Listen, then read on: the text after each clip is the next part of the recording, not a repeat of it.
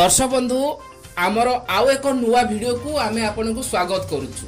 हाँ दर्शक बंधु आज आपण जानिबे आपण को राशन कार्ड को किभली भाबे ईकेवाईसी करिवे, ईकेवाईसी स्टेटस किभली भाबे चेक करिवे संपूर्ण रूपे जणे देबी। ता पूर्वरु आपण को कहि रखुछि, आपण जदि हम चैनल रे नुआ अछंती चैनल को प्रथमे लाइक करंतु, शेयर करंतु, सब्सक्राइब करंतु एवं बेल आइकन रो ऑल नोटिफिकेशन को क्लिक करंतु।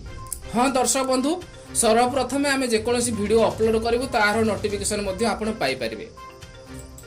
दर्शक बंधु आपणकर स्मार्टफोन हेउ किंबा आपणकर डेस्कटॉप हेउ जेकोसी एक ब्राउजर को जिवे, से ब्राउजर रे आपण लिखिबे फूड ओडिशा लिखि सर्च कले सर्वप्रथमे एक वेबसाइट शो हेबो। से वेबसाइट रे आपण क्लिक करिवे।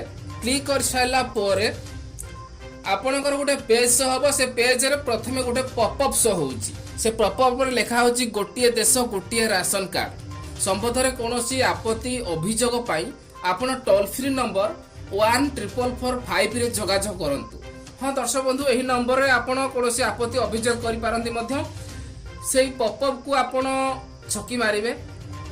से पॉपअप को क्लोज कला परे एक पेज शो हबो। से पेज रे देखिबे लिखा जाईची देखंतु नो योर ईकेवाईसी स्टेटस। से नो योर ईकेवाईसी स्टेटस ऊपर क्लिक कला परे गोटे पेज शो हबो। से पेज रे लिखा होची ईकेवाईसी स्टेटस। आधार नंबर मागुची, सेठे आधार नंबर देबे। आधार नंबर देखंतु मु एक आधार नंबर एठे देली। आधार नंबर देई साला परे आपण स्कीम टाइप चूज करिवे। एनएफएसए आ गोटे अछि एसएफएसएस।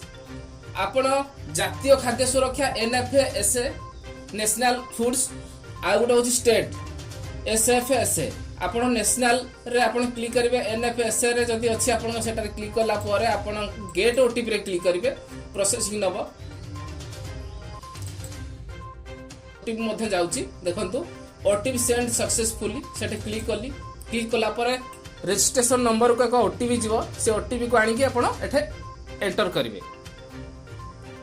देखो दर्शक बंधु ओटीपी मानुची।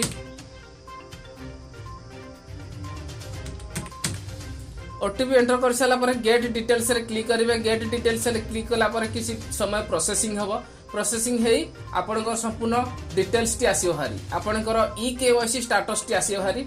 रेशन कार्ड रे समस्तकर ईकेवाईसी होईची ना होईनी, कहार ईकेवाईसी पेंडिंग अछि से विषय मध्ये आपण जानि परिबे। दर्शक बंधु ओटीपी देई गेट डिटेल्स रे क्लिक कला परे संपूर्ण तथ्य आछि हारी। फैमिली मेंबर्स जते अछंती बेनिफिशियरी डिटेल्स संपूर्ण रूपे आछि हारी।